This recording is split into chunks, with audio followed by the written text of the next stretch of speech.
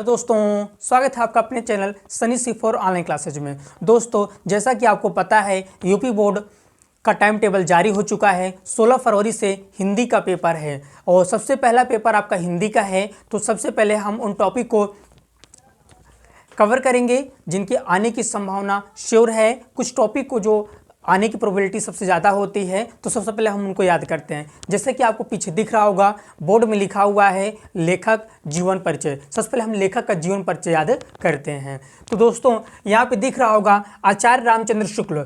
आचार्य रामचंद्र शुक्ल का जन्म 1884 ईस्वी में हुआ था। जब हम इनके जन्म स्थान की बात करते हैं तो इनका जो जन्म स्थान है अगोना बस्ती में हुआ था। इनका जो जन्म स्थान है वो अगोना बस्ती में। और नेक्स्ट बात करते हैं इनकी शिक्षा, इनकी बात करते हैं, इनकी क्वालिफिकेशन की बात करते हैं। तो इनकी क्वालिफिकेशन इंटर तक है। और इनकी पिता की बात, इनका जो फादर्स नेम है, जो इनके पिता का नाम है वो चंद्रवली शुक्ल था। और इनकी मृत्यु 2 फरवरी या इनका निधन कह सकते हो आप, इनका निधन 2 फरवरी 1941 ईस्वी को हुआ था। तो अब हम देखते हैं इनकी रचना देखते हैं। दोस्तों आप जन्म स्थान, मृत्यु, इनकी शिक्षा, इनकी रचनाएं, अगर आपको ये सब मेन पॉइंट अगर आपको याद हैं तो आप बना करके भी आप लिख सकते हैं। एग्जामिनर उसमें ये देखता है, पॉइंट टू पॉइंट चेक करता है। वो ये चाहता है कि बच्चा जो है कॉपी में क्या लिखा है, मेन पॉइंट को चेक करता है और आपको नंबर दे देता है। फिर अब हम बात करते हैं इनकी रचना की बात करते हैं। तो रचना जो आचार्य रामचंद्र शुक्ल की जो रचना है, चिंतामणि, त्रिवेणी, सूरदास, विचार भी थी आदि, ये सभी क्या है इनकी रचनाएं हैं। अब हम नेक्स्ट बात करते हैं जयशंकर प्रसाद। अगले जो लेखक है हमारे वो जयशंकर प्रसाद हैं। जयशंकर प्रसाद का जन्म 30 जनवरी 1889 ईस्वी को हुआ था। इनके जन्म स्थान की बात करते हैं तो इनका जो जन्म स्थान है, जो इनकी जो जन्मभूमि है वो काशी है। तो अब नेक्स्ट देखते हैं इनकी शिक्षा देखते हैं, इनकी क्वालिफिकेशन देखते हैं जयशंकर प्रसाद की। तो इनकी क्वालिफिकेशन केवल 8वीं तक है। इनके पिताजी का नाम श्री देवी प्रसाद साहू था और इनका निधन 15 नवंबर 1937 ईस्वी को इनका निधन हो गया।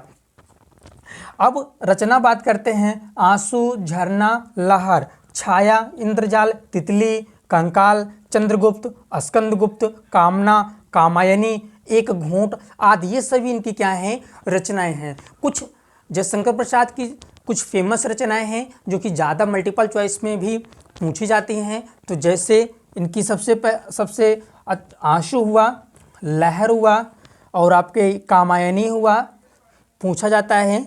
स्कंदगुप्त भी हो जाता है, कभी कभी पूछ लेता है। मल्टीपल चॉइस में तितली भी पूछता है। कामायनी किसकी रचना है तो आपको बताना होगा, टिक लगाना होगा मल्टीपल चॉइस में। कामायनी जयशंकर प्रसाद की रचना है। आंसू किस लेखक की रचना है तो आपको टिक लगा देना है जयशंकर प्रसाद। ये तभी पॉसिबल है जब आपको याद होगा तभी।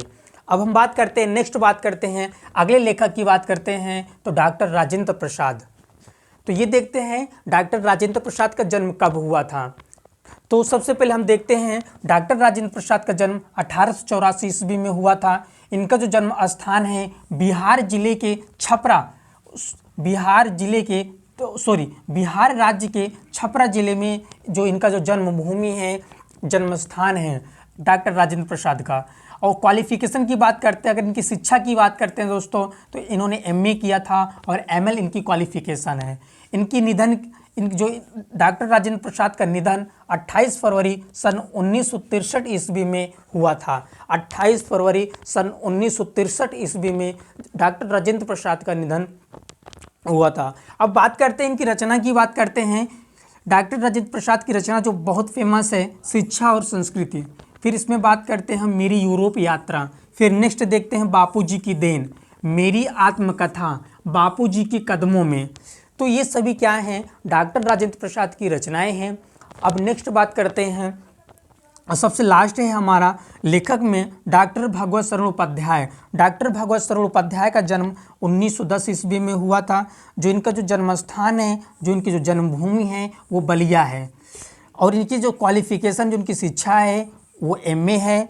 इनका निधन, डॉक्टर भगवत शरण उपाध्याय जी का निधन 1982 ईस्वी में हुआ था। अगर इनकी रचनाएं हम लोग देखते हैं तो साहित्य और कला, खून के छींटे, इतिहास के पन्नों पर, सागर की लहरों पर, विश्व को एशिया की देन आदि, ये सभी डॉक्टर भगवत शरण उपाध्याय के रचनाएं हैं। दोस्तों, अगर आप ये 4 लेखक जो हमने लिखा है अगर आप याद कर लेते हो तो आप यूपी बोर्ड क्लास 10th में आप अच्छा नंबर गेन कर सकते हो, आप अच्छा नंबर प्राप्त कर सकते हो। इन चारों में से 100% आपके पेपर में आने की पॉसिबिलिटी है। का जन्म 24 मार्च 1907 ईस्वी में फर्रुखाबाद में हुआ था। इनकी क्वालिफिकेशन की बात करते हैं, इनकी शिक्षा की बात करते हैं तो MA इन्होंने संस्कृत से किया था। इनकी रचना देखते हैं, निहार, रश्मि, नीरजा, यामा, दीपशिखा, सांध्या गीत आदि इनकी ये रचनाएं हैं। नेक्स्ट बात करते हैं, अगले कवि की बात करते हैं, सुमिंदर नंदन पंत। सुमिंदर नंदन पंत का जन्म 14 मई 1900 ईस्वी कौसानी नामक गांव और जिला अल्मोड़ा में हुआ था। इनका निधन या परलोकवास किसी किसी में लिखा होता है तो या मृत्यु।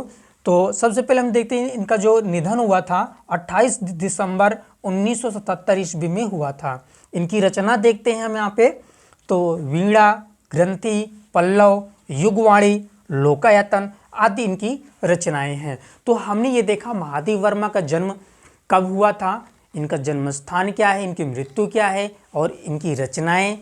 फिर हमने ये देखा कि सुमिंदर नंदन पंत का जन्म कब हुआ था, इनका निधन कब हुआ था, इनकी रचनाएं क्या हैं। कभी कभी दोस्तों आपके मल्टीपल चॉइस में भी इनकी रचना मतलब पूछ लिया जाता है, तो अगर आपको रचनाएं याद हैं तो आप मल्टीपल चॉइस को आसानी से आप हल कर सकते हो। तो नेक्स्ट कवियों की बात करते हैं, जो हमारे नेक्स्ट कवि हैं सूरदास जी हैं। सूरदास जी का जन्म 1478 ईस्वी को हुआ था। इनका जन्म स्थान रुनकता और इनके पिता का नाम रामदास था और इनके गुरु का नाम श्री वल्लभाचार्य था। और इनकी रचना देखते हैं हम तो सूरसागर, साहित्य लहरी, सुरसावली आदि बहुत फेमस है दोस्तों। इनकी रचनाएं मल्टीपल चॉइस में भी पूछा जाता है या वैसे किसी कंपटीशन एग्जाम में भी पूछा जाता है, तो रचनाएं इनकी जरूर याद कर लेना। नेक्स्ट अगले हमारे कवि आते हैं मैथिली शरण गुप्त। मैथिली शरण गुप्त का जन्म 3 अगस्त सन 1886 ईस्वी में हुआ था। इनके जन्म स्थान की बात करते हैं चिरगांव, झांसी में इनकी जन्मभूमि है। इनके पिता का नाम सेठ रामचरण गुप्त था और इनका निधन या परलोकवास किसी किसी में लिखा होता है तो 12 सितंबर सन 1964 ईस्वी में हुआ था। इनकी रचना की बात करते हैं तो साकेत, पंचवटी, यशोधरा, द्वापर, भारत भारती आदि ये सभी इनकी रचनाएं हैं। दोस्तों इसको आप एक कॉपी पेन में लिख लीजिए और हम बगल हो जाते हैं, आप इसका एक स्क्रीनशॉट ले लीजिए।